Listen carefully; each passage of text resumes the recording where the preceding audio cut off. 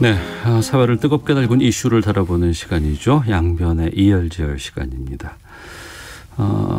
일본 기업 16곳을 상대로 강제징용 피해자들이 손해배상 소송을 냈습니다.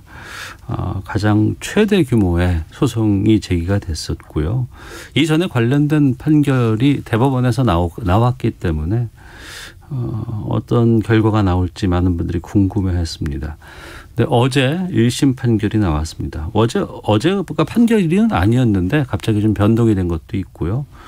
또 판결문의 내용이 상당히 좀 논란이 되고 있는 항목들이 많습니다. 이 내용 좀 짚어보겠습니다. 양지열 변호사와 함께합니다. 어서 오세요. 네, 안녕하세요. 바로 여쭤볼게요. 그러니까 일본 기업 16곳을 상대로 제기한 1심 선고에 대해서 재판부가 각하 결정을 내렸습니다. 네. 어떻게 보셨어요?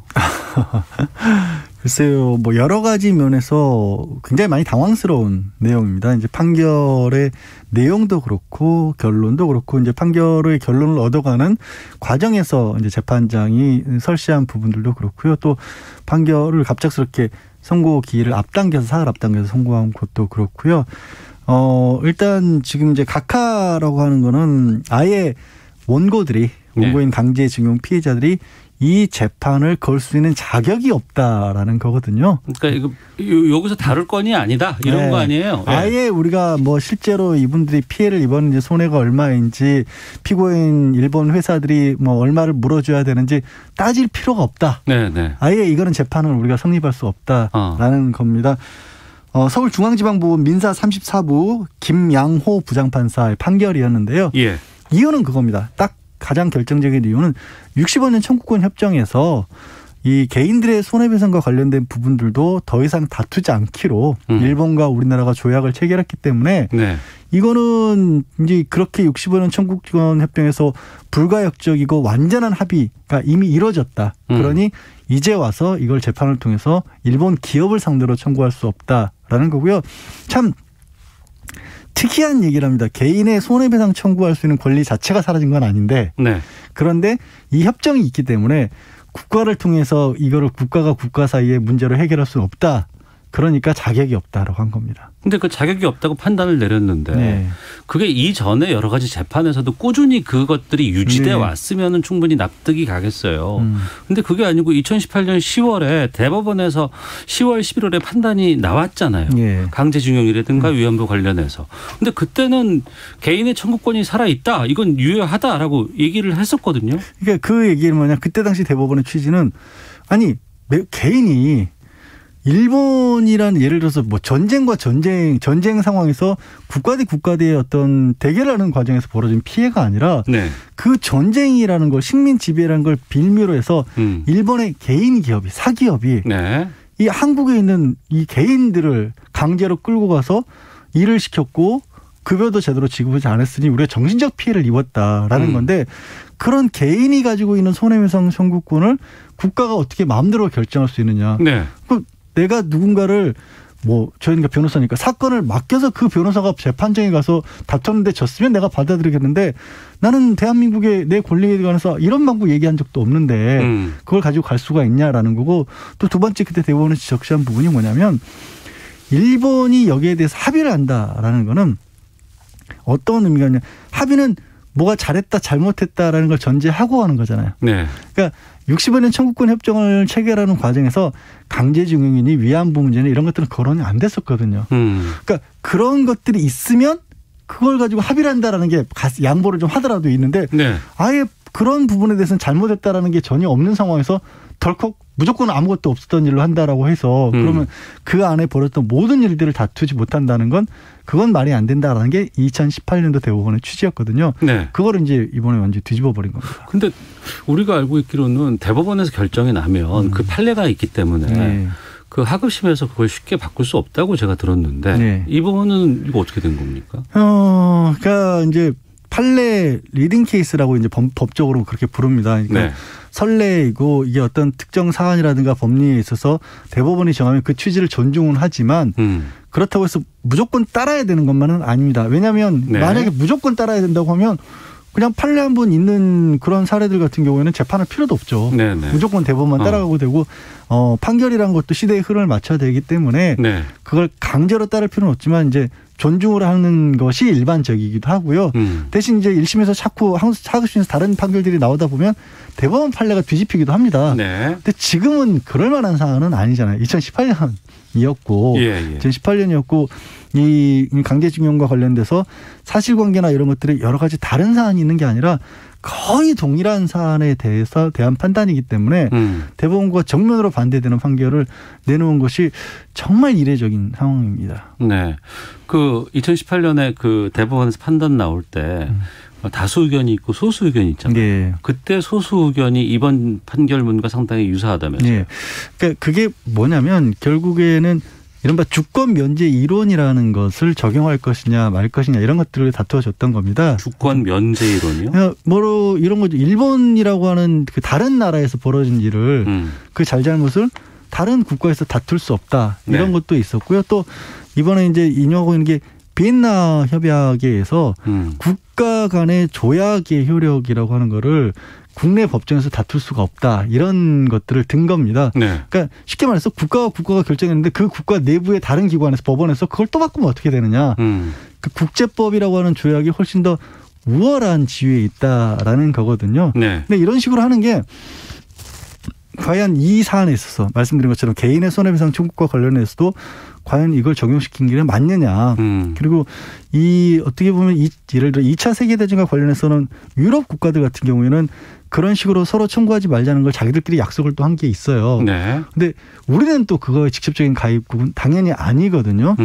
그리고 아까 말씀드린 것처럼 마치 대법원이 어떤 판결을 내리더라도 하급심에서 다른 얘기들이 나와서 그게 또 대법원의 어떻게 보면 판례를 바꾸기도 한다라는 게 국제법과 국내법의 관계에서도 그런 것들이 좀 통용될 때도 있거든요. 네. 그러니까 대한민국과 일본 사이에 있었던 일의 특수성에 관해서는 다른 나라들 사이에 있었던 일하고 좀 상황이 다르다. 그러니까 이 일반적인 어떻게 보면은 국제 관리라 국제적인 어떤 법 이론으로 해결하기 어려운 부분이 있기 때문에 여기서는 사례를 다르게 볼 수 있다는 얘기를 다른 것이 아니라 국내 판결에서는 해줄 수가 있는 거거든요, 사실은. 네네. 근데 그거를 그냥 이거 국제법의 일반 이론에 따르면 안 통하는 얘기야. 그러니까 그 부분이 있는데 예.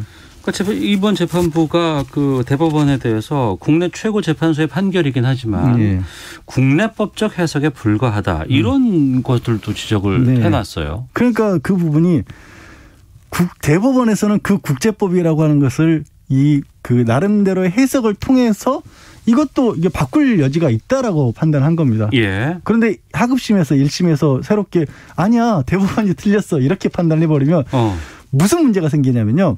나중에 설령 우리가 정말로 국제재판소 같은 데 가잖아요. 네. 가서 일본과 이런 문제를 가지고 다투게 되면 일본이 우리 하급심 판결을 인용을 합니다. 이제는. 일본 쪽에서 이 판결을 인용하겠죠. 인용을 하는 겁니다. 그래서 예. 야 니네 나라 스스로 법원에서도 이거 못 받아들인다고 했는데 왜 이런 억지 주장을 이런 얘기를 하게 되는 거거든요. 그리고 우리가 편의상 국제법이라는 표현을 쓰지만 사실 국제법이라고 하는 건 있을 수가 없어요. 네. 왜냐하면 법이라고 하는 게 일반적인 약속과 다른 게 강제로 그러니까 이건 뭔가 지키지 않으면 강제로 실행시켜줄 수 있는 위에 권위 있는 권력기관이 있어야 되는 건데 그렇죠. 네. 국제관계에서는 그런 권력기관이 있을 수가 없잖아요. 우리가 그런 불이익을 많이 받았을 때 그런 얘기 했었잖아요. 국제 어떤 사법재판소라든가 네. 이런 곳에다가 요구하면 안 될까요? 이러는데 그거 가능하고 받을 수도 있지만 그게 큰 효력은 미치지 않아요. 그런 얘기를 좀 많이 해왔었잖아요. 그럼요. 그리고 국제사법재판소도 지금 또 제가 이 판결 관련된 아직 판결문에 다 나오진 않았습니다. 그러니까 언론을 통해서 판결 요지만 전달된 걸 읽어보면 제가 지금 고개를 갸웃갸웃거리면서 읽었던 게 이거 국제사법재판소에 들고 가면 결국은 우리가 질 것이고 그리고 우리가 지게 될 경우에는 한일 관계에서 더 악화될 것이고 네. 한일 관계가 더 악화되면 우리에게 가장 중요한 한미 동맹마저도 해칠 수 있다. 뭐 이런 식의 얘기들까지 지금 고민을 하고 있거든요. 그러니까 그 부분에 대해서 지금 많은 분들이 좀 당황해 하시던데 예. 그러니까 재판부잖아요. 예. 재판부가 또 각하 결정을 내리면서 네. 그 안의 내용에 대해서 한미동맹, 한일관계, 국격 이런 외교적인 부분까지도 거론을 합니다. 네. 독도, 위안부, 강제동원 이런 걸 국제재판소에서 패소하게 된다면 대일관계, 한미동맹에 훼손될 것이다. 이런 게 여기 들어가야 되는 건지 왜 들어가는 건지. 첫 번째로 그게 패소하게 될 것이라는 가정을 해놓으셨는데 지금 이 판결을 내리는 바람에 그 패소 가능성을 본인이 높이셨거든요. 그렇지 않습니까? 아까 말씀드린 것처럼 뭐 대한민국 니네 나라 스스로도 인정 안 하는 거야 네. 라고 해놓고 두 번째로는 그렇게 돼서 한미동맹이라든가 한일관계가 훼손되고 이런 부분들은 외교와 외교 문제인 거고 국제 정세 관계에 관한 부분입니다. 네. 판결 하나가 중요한 역할을 할 수도 있지만 그 판결의 파장이 어떻게 움직일지에 관해서는 굉장히 여러 가지 변수가 많아요. 그러니까 사법에 있어서의 본인에게 주어진 판단, 그러니까 재판부 법원의 원칙은 내 앞에 들어온 문제에 대해서 법적 판단을 하는 것이지 이렇게 뭐 국내 정치 문제도 아니고 국제 정세까지 따져가면서 판단을 내린 거를 저는 이게 이해가 솔직히 안 가는 그런 판단입니다. 그래서 이 부분은 그 왜 거론을 했는지조차도 의아할 정도의 그런 상황이죠. 그럼 일반적으로 그 국내 법과 국제법 뭐 통용되는 국제법이 있다 네. 그러면 그게 충돌할 경우에는 어떤 쪽에다가 우선시되게 돼 여기서 있어요? 두고 있는 부분은 정확하게는 국제법이라기보다 이제 국제법적 효력이 있는 조약이라고 한 건데 조약이 국가와 국가 사이의 약속이라고 보고요. 네. 이 조약을 어떻게 보느냐도 국가별로 좀 다르긴 합니다. 뭐 실제로 미국 같은 경우는 조약보다 자기네들 국내 법이 더 강하다고 우선적으로 해요. 근데 우리는 일반적으로 헌법과 일반 국내법 사이에 있다. 라고 봅니다. 일반적으로. 그러니까 국내법보다는 조약이 조금 위에 있다라는 식으로 우리나라는 일반적으로 보고 있긴 합니다. 다만 그렇다고 하더라도 그 조약의 구체적인 내용이 네. 우리로 치면 지금 뭘 거론하냐면 65년 청구권 협정 이걸 조약이라고 본 건데 그 조약의 내용에 우리 지금 강제징용 피해자와 관련된 부분들이 들어갔다고 볼 것인지 안 들어갔다고 볼 것인지는 여전히 해석의 이론이 많은 거예요. 네. 이게 결정된 조약이 아니라는 거죠, 제 얘기는. 근데 그거를 그냥 본인이 생각하기에는 이걸 들어가 있다라고 그렇게 판단한 겁니다. 2018년도에 대법원은 안 들어가 있어. 그거는 이렇게 판단한 거고요. 예. 청취자 의견도 좀 소개해드리고 계속 말씀 이어갈게요. 이진우님은 대한민국 사법부가 어느 나라 사법부입니까? 제발 국익에 도움되고 국민 위한 판사들이 사법부에 있었으면 좋겠습니다. 3283님은 우리 입장만 생각하지 말고 상대편 입장도 한번 생각해 봐야 되지 않을까요? 65년 청구권 협정도 따져봐야겠네요. 김세윤님, 케이스마다 판사 판결이 다른 건 정말 이해하기 어렵습니다. 6612님은 당연한 판결입니다. 국제법으로 가면 패소합니다. 이런 주장도 있고 6788님, 우리나라 사법개혁 꼭 필요합니다라고 말씀해 주셨는데 케이스마다 사건마다 상황마다 판사 판결이 다른 거는 그 재판을 직접 하는 입장에서는 너무 좀 당황스러울 것 같아요. 지금 이제 오다가 이제 우리 언론들이 일본 언론들이 이 사안을 어떻게 보도하고 있는지를 좀 다뤄놓은 거를 이제 소개하는 걸 봤더니요. 네. 일본 언론들이 이런 얘기를 하더라는 거예요. 한국의 법원들은 판사의 정치적 그 성향에 따라서 판결이 종종 갈린다. 라고 일본 언론들이 얘기를 하고 있어요. 이게 그러면 안 되는 거잖아요. 법적 소신에 따라 다른다면 네. 저는 이제 달릴 수도 있다고 봅니다. 네. 말씀드린 것처럼 너무 천편일률적이면 변화가 없으니까. 근데 본인의 정치적 소신에 따라서 판결이 달라진다고 하면 이건 법원이 또 나서서 국민들 사이를 갈라놓는 그런 것이 되거든요. 예. 그래서 말씀드린 것처럼 이 판결을 받아들이기 어려운 이유가 본인이 가지고 있는 법률적 지식이 아닌 부분들을 자꾸 거론을 해가면서 정당화를 시키려 했다는 부분들이 굉장히 저는 이제 법조인으로서는 이해하기 어려운 부분이고요. 네. 물론 청취자분들이 말씀하신 것처럼 국제법 관계도 따져봐야 되는 것도 맞고 그리고 상대방인 그래요. 일본이 그런 부분에 싫지만 일본의 상황도 뭐 생각할 건 맞습니다. 근데 그건 정치와 외교의 영역이라는 거죠. 법원의 판단의 영역이 아니라는 겁니다. 네. 그리고 이게 만약에 애초에 아무 판단이 없는 상황이었다면은 모르겠습니다만은 대법원에 어떻게 보면 확정 판결까지 나와 있는 상황에서 이렇게 해놓으면 또 법원 내 분란밖에는 안 되는 거거든요. 절차 같은 경우에도 6년 동안 이걸 미뤄놨다가 변론기일 하루 잡고 선고기일 정해놨는데 선고기일보다 3일 빠르게 판단이 나왔어요. 이건 어떻게 봐요? 그것도 제가 정말 납득하기 어려운 게 그러니까 원래 사흘 뒤에 판결을 하기로 했고 되게 뭐 아시겠지만 이제 이렇게 중요한 사안에 대한 판단이 나오면 법원의 판결을 언론도 많이 취재를 하죠. 그럼요.